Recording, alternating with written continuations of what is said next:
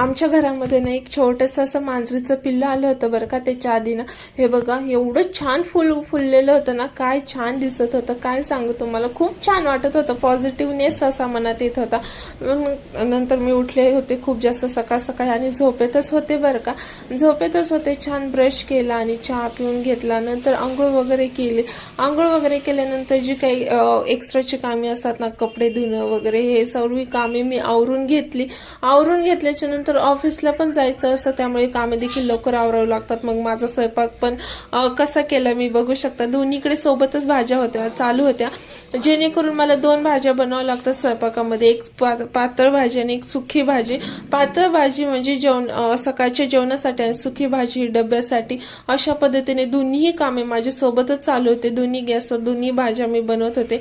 मस्तपैकी भाकरी बनवल्या होत्या सकाळच्या जेवणासाठी आणि दुपारच्या डब्यासाठी चपाती बनवली होती. आणि चला म्हणलं एक चक्कर मारूया आपल्या गॅलरीकडे, म्हणजे छान छान जी झाडं आपल्याला बघायला भेटतील.